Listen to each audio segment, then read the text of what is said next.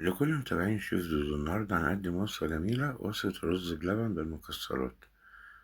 زي ما انت شايفة كده حاجة ممتازة وروعة. نبتدي في الخطوات.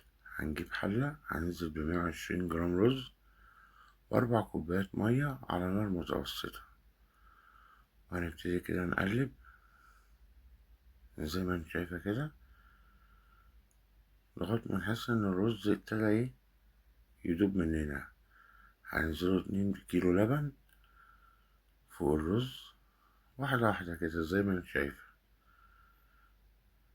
وهنبتدي نقلب الرز مع اللبن،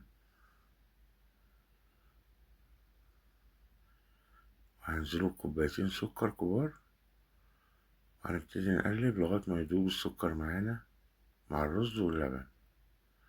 هنجيب بولة، هننزل ب5 معالق نشا وكوباية مية، وهنقلبهم كده في البولة لغاية ما النشا يدوب مع المية، وهنبتدي ننزل بيه واحدة واحدة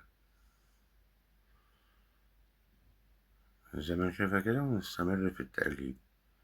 وهنحط 2 باكت فانيليا،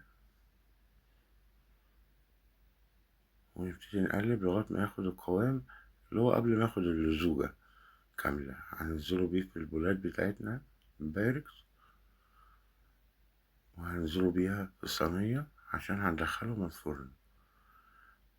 بعد ما نملى البولة بتاعتنا كلها، هنحط مية في الصينية من تحت عشان ياخد السوا كامل من فوق وتحت، وهندخل بيهم الفرن على درجة حرارة 230 لمدة 5 دقايق.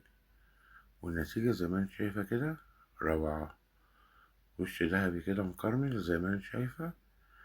هنطلعه برا ونسيبهم يبردوا لمدة ساعة، ونبتدي نزينهم زي ما انت شايفة كده بالمكسرات، ويتقدم بارد بعد ما يطلع من التلاجة زي ما انت شايفة كده. وبالهنا والشفا. وصفة جميلة جدا وسهلة، وبالهنا والشفا.